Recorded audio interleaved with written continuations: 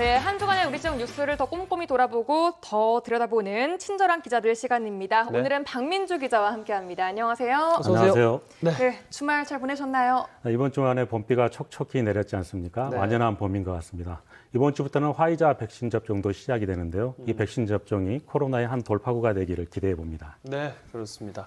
자, 첫 번째 키워드부터 꺼내 볼게요. 첫 번째 키워드는 경전선인데요. 지난주에 여수MBC 뉴스앤이슈 프로그램에서 순천시장 그리고 순천시민단체 대표께서 나와주셨어요. 네. 이 경전선 논란에 대한 대안과 전망을 논의하는 시간을 가져봤는데 이 경전선 왜 논란인지 먼저 국토부가 갖고 있는 그 계획 먼저 설명해 주시면 좀 도움이 될 것 같아요. 네, 경전선은 광주 송정역에서 출발해서 순천을 거쳐서 부산을 잇는 남해안의 대표적인 기간 철도망입니다. 네. 국토부는 이 철도망을 전철화하는 개량 사업을 추진하고 있는데요. 특히 광주 순천 구간은 오는 2023년에 착공해서 오는 2027년에 개통을 할 예정입니다. 네. 사업비도 1조 7,700억 원이 투입되는 막대한 초대형 프로젝트라고 할 수 있는데요. 경전선이 전철화되면 광주에서 부산까지 기존 5시간에서 2시간대로 단축이 돼서 남해안 고속철 시대가 열리게 되는 겁니다. 네, 남해안 고속철 시대 개막 참 반가운 소식이 아닐 수가 없습니다. 맞아요. 네. 근데 그럼에도 불구하고 경전선 구간 반대 목소리가 많이 나오고 있습니다. 이 이유는 뭔가요? 네, 그렇습니다. 문제가 되고 있는 구간은 순천의 도심 구간인데요. 전체 노선 구간대 한 5km 정도가 됩니다. 네. 기존 노선을 따라 전철화가 된다면 교통 문제뿐만 아니라 소음 문제, 도시의 단절도 불가피하다 이런 지적이 나오고 있습니다. 통행량도 문제가 되고 있는데요. 하루 평균 6km에서 46km로 늘어나서 소음, 그다음에 교통 문제뿐만 아니라 7m 높이의 고압 구조물이 들어서면서 생태도 질환 순천의 이미지도 추락하지 않을까 이런 우려가 제기되고 있습니다. 때문에 순천 지역 50여 개 시민사회단체는 대책위를 구성하고 전철화는 환영하지만 앞으로 100년 앞을 내다보는 변경이 필요하다 이렇게 주장하고 있습니다. 네, 네. 그렇습니다. 말씀드렸던 여수MBC 뉴스앤이슈 시간에 순천시장 역시나 이번 개회관 내용과 관련해서 순천시의 의견 또 시민들의 의견이 반영되지 않았다 이런 이야기를 여러 번 표하지 않았습니까? 네, 경전철 사업과 관련해서 순천 시민들의 입장이 제대로 반영되지 않았다는 게 핵심 취지입니다. 네. 네, 국토부의 예비 타당성 조사나 순천시의 입장을 확인하는 과정에서 현지 여론을 수렴하는 과정이 없었다는 지적인데요. 네. 때문에 순천시가 강력하게 반발하고 있고요. 소병철 국회의원도 국토부 2차관을 직접 만나서 순천시의 최저간이 나오는 것을 반영해 달라고 요청한 상황입니다. 네. 앞서 지난 16일에는 순천에서 주민 설명회가 열렸는데 대책위는 이 자리에서 주민들의 반대 입장을 명확히 밝혔습니다. 주민 의견서를 국토부에 직접 제출하기도 했는데요.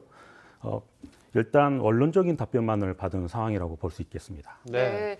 이렇게 순천 도심 통과를 반대하는 순천시와 또 시민대책위가 그럼 어떻게 해야 한다고 주장을 하고 있는 건가요? 노선 변경안은 크게 두 가지입니다. 지중화를 시켜주거나 우회 노선을 만들어달라는 게 순천시나 시민들의 의견입니다. 네. 먼저 도심 구간을 지중화하게 되면 교통 문제를 해소할 수 있고요. 나머지 있는 구간은 도심의 공공시설로 활용할 수 있다는 제안이 나오고 있습니다. 그러니까 지중화가 그 땅 밑으로 들어간다는 거잖아요. 네, 그렇죠. 네. 지중화가 되지 않을 경우에는 순천 외곽 지역이죠. 별량에서 서면으로 연결하는 우회 노선을 만들어달라는 게 순천시와 시민들의 일관된 주장입니다. 네.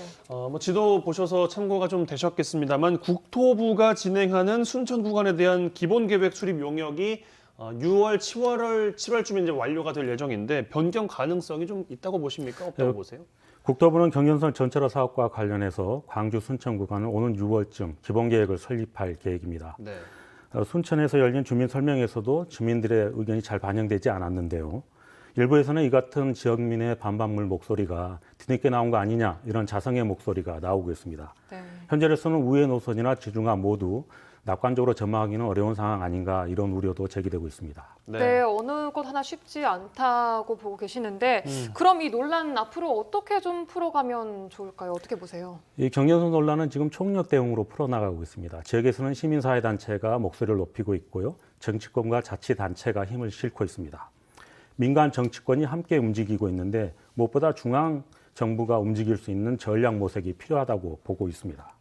순천시가 관련 노선에 대한 용역에 착수한 만큼 이 용역 결과가 정부의 실시 계획에 적용될 수 있도록 하는 게 무엇보다 중요하다고 봅니다. 네. 뭐 교통의 요지라고 순천은 별명이 뭐 쭉 붙어 있었는데 순천 시민의 희생이 담보된 또 그런 결과물이 얼마나 또 의미가 있을까 뭐 생각을 또 하기도 하는데 지역민의 목소리가 좀 제대로 반영된 결과가 나오기를 좀 기다려봐야 될 것 같아요. 네, 그렇습니다. 자, 이번엔 두 번째 키워드로 넘어가 보겠습니다. 이번 키워드는 정원 박람회인데요. 네. 이 역시 순천 얘기입니다. 2023 순천 정원 박람회 최종 용역 보고서가 나왔습니다. 2013년 이후에 10년 만에 치러지는 정원 박람회인데 이번 컨셉이요. 도시 전체를 정원으로 만든다. 이런 컨셉을 가지고 있죠. 네, 그렇습니다. 최근 2023 순천만 국제정원 박람회와 관련해가지고 기본계획 수립 최종 용역 보고회가 열렸는데요. 2023 순천만 국제정원 박람회는 도시 전체를 정원으로 만든다는 전략을 세웠습니다. 네. 더불어서 박람회는 오는 2023년 4월 22일부터 10월 20일까지 6개월간 국가정원 일대에서 열리게 되는데요. 이에 따라서 국가정원과 순천만 습지는 주 행사장으로 이용하게 됩니다. 그리고 일상의 정원을 순천 도심을 따라 흐르는 정원으로 순천 동천으로 연결한다는 계획도 발표를 했습니다. 국가정원과 순천만 습지 그리고 동천이 하나의 축으로 연결되는 건데요.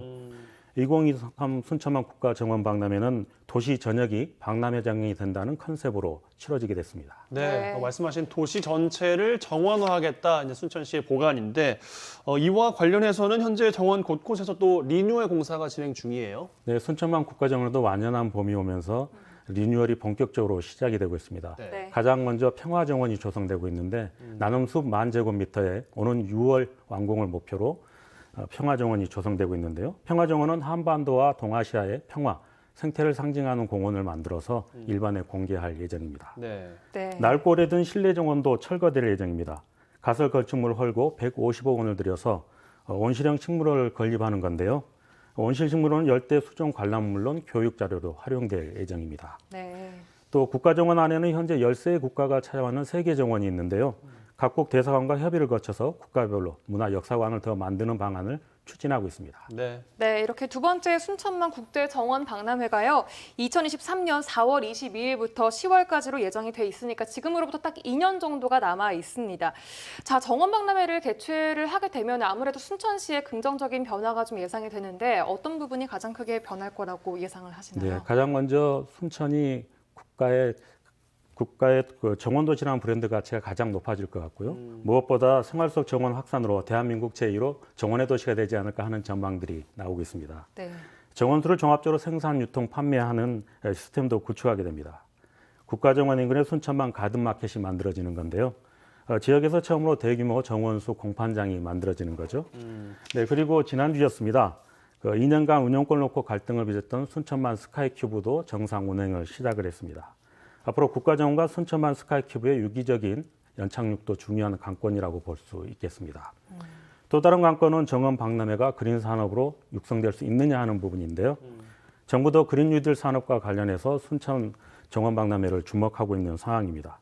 앞으로 정원 박람회가 그린 뉴딜 산업의 선도 사업이 될 수 있는 과제를 어떻게 풀어내느냐가 관건이라고 하겠습니다. 네, 네. 뭐 당연하겠죠. 뭐 굵직한 사업이기 때문에 정부의 적극적인 지원이 뒷받침돼야 된다. 이와 관련해서는 지역 정치 국회의원인 소병철 의원 중심으로 이 정원 박람회를 좀 제도적으로 뒷받침하자 이런 특별법도 발의가 네. 됐었잖아요. 특별법은 소병철 국회의원이 국회의원 32명의 동의를 얻어서 지난달 발의를 했는데요. 네. 특별법은 정부 지원을 법률적으로 토대를 마련한다는 점에서 매우 중요합니다. 정원박람회 특별법은 정부의 실무위원회 구성과 조직위 구성, 그리고 박람회 실행과 사후 활용에 대한 내용을 담고 있는데요. 네, 다음 달 4월 임시회에서 심의 의결될 것으로 전망되고 있습니다. 네, 그렇습니다. 이런 정원 박람회가 단순히 행사가 아니라 순천시의 앞으로 지속 가능한 자산이 됐으면 좋겠는 마음 담아서 잘 지켜보도록 하겠습니다. 네. 자, 그럼 이번 주 주목해볼 만한 뉴스를 좀 소개해 주시죠. 네, 이번 주는 4월이 시작되는 주 아닙니까? 화이자 백신도 접종이 시작되는데 관련 뉴스 취재해서 시청자 여러분께 전달하도록 하겠습니다. 네.